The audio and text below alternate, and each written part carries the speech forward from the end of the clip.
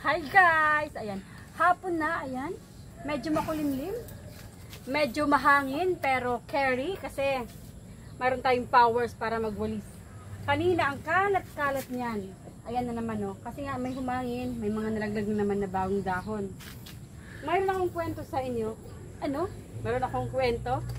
Si Janus, alam niyo si Janus? Lagay ko na nga muna ito dito. Alam niyo si Janus? Bigay sa akin ni Barangay Donna kasi meron siyang inarbor sa akin na manok. Kapalit si Janus. Tingnan nyo.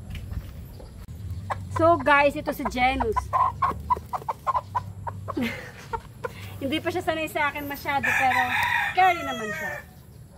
Kung mapapansin nyo sa mga previous video, nakikita nyo na rin siya kasi minsan ako nagpapakain sa kanya. Tapos makikita nyo siya gurumus.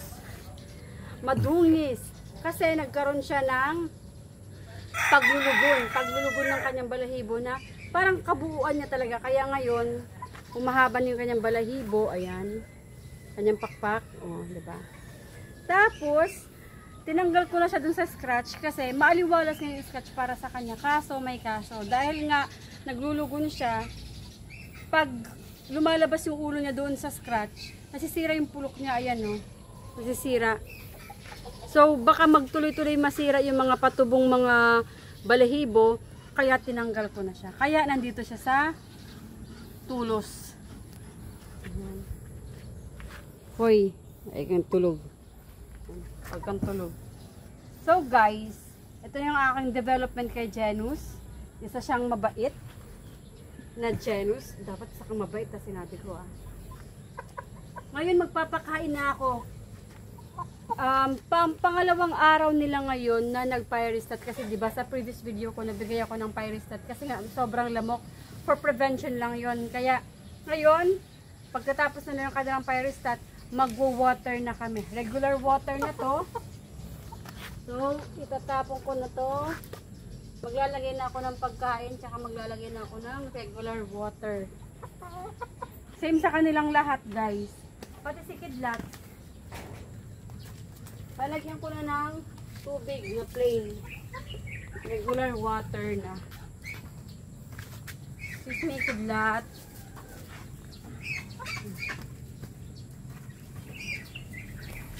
Mas maganda talaga yung uunahan mo na yung magiging sakit. Kasi pag yung sakit mismo yung i-cure mo, malaki yung chance na medyo maging magaling siya or hindi. Or magkakaroon ng kakaibang dulot yung sakit sa kanyang health. Hindi na siya magwa 100% okay. Okay, Kidlat. Ito na yung food mo. Oh. Okay.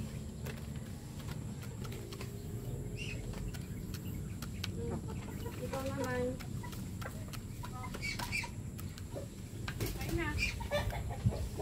Ay na ganun. Janus, mga na. Mga ka na. Ay na. Tapos, meron naman kwento. Natatawa naman ako sa kwento ko. Kita niyo si Judge. Ano? Malungkot yan. 3 araw siyang hindi umuwi. As in, kanina lang siyang umuwi. Alam niyo bakit? Kasi meron siyang sinisinta na girl doon sa kabilang bakod. Umalis siya. Ngayon, wala siyang access para umuwi. Pinagpatuloy niya na lang yung pag-stay doon. Tapos ngayon, bumalik siya. Yung kanyang dinaanan na sekreto, na find out ko kung saan. Nilagyan ko na naman ng harang, hindi na siya makalabas. Kaya ngayon, malungkot yan. Siya, Jing! Ano? Anong balita? Sige na! Wala. Ngayon ako pa siya pinapatayo. Ayaw niyang tumahol sa mga tao, ayaw niyang pumunta sa gate, wala, ganyan lang siya. Tinatamad siya sa buhay niya. Ito naman ang aking Bradley Mactaco. Si Bradley, pag wawalisan mo dito, wala siyang pakialam. Pero pag mayroon ka nalang pagkain, may pakialam siya. Ito naman,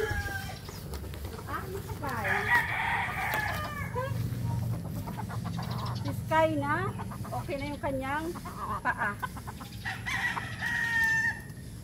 Diba? Ang ganda niya.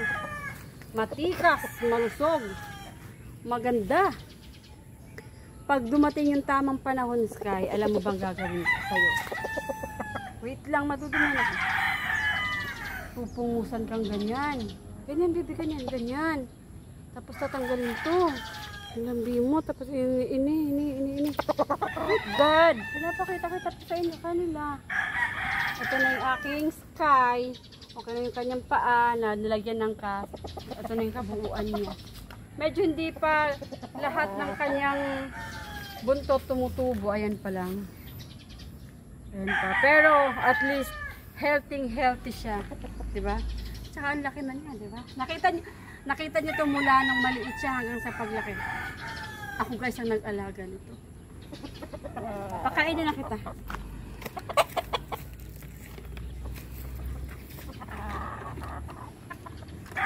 Big boy na si Sky kaya regular ration yung kanyang food. Ito na.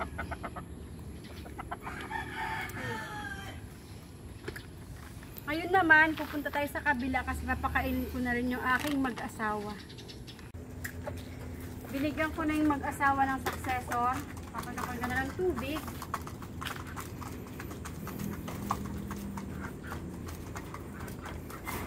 Pagkatapos, sisilipin natin kung ilan yung kanilang itlog.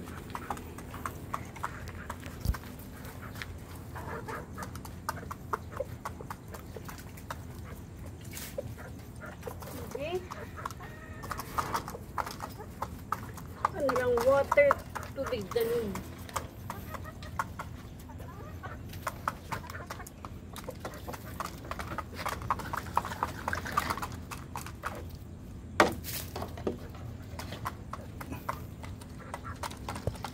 Ay, kabigat.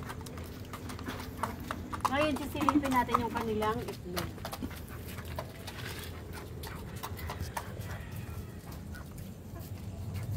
Pasilip. Excuse me pa. Isang araw 7. Ngayon kaya 1, 2, 3, 4, 5, 6, 7, 8, 9. 9 ba? Tama? 1, 2, 3, 4, 5, 6, 7, 8, 9. 1, 2, 3. 10 na. 1, 2, 3, 4, 5, 6, 7, 8, 9. 10. 10 na. Ay, ayun na. Lumabas na si Otlum. Balik. Balik. Balik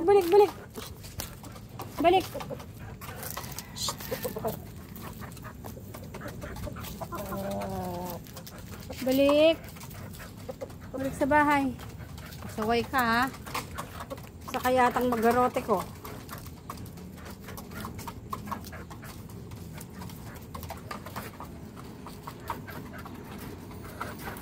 O mamaya ka na. Papakainin din kita. Pero wait lang. Pasensya muna to. Bali guys, meron na silang 10 itlog.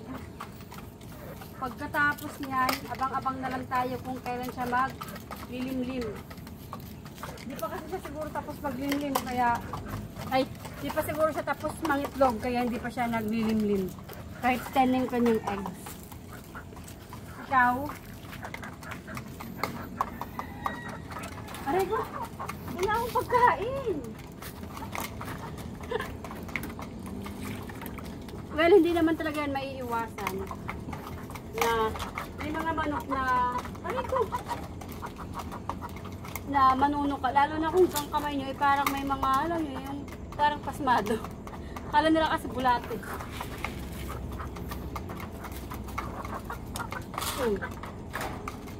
Tatantanan ka naman din nila pag na-realize nila na kamay mo yun. Pero minsan, may mga manok na matitigas yung ulo. Tapos, mananakit manuka. Hindi mo talaga maiiwasan na masaktan. Pero that's normal. Kaya kailangan patience. Parang expert ah. Pero, ganun pa man. Yun naman talaga yung totoo. Kailangan mo pagpasensyahan sila kasi hindi naman nila alam yung totally na ginagawa nila. Tsaka pagkakamali nila tungkol sa pagkain tsaka sa kamay. So, bali guys, yun yung aking program. Nag-reset ako nung nakaraan na video. Tinapos ko ngayong ano naman talaga yung kanilang sitwasyon. Plain water, magbibigay ako ng vitamins. Tapos kung mayroon kailangan i-reset, magpa-reset ako. Yon, yung update naman dito kay Buttercup, mayroon na siyang 10 itlog. Pagkatapos, ibilang lang tayo siguro ng mga ilang days, pwede na siguro siyang maglimlim.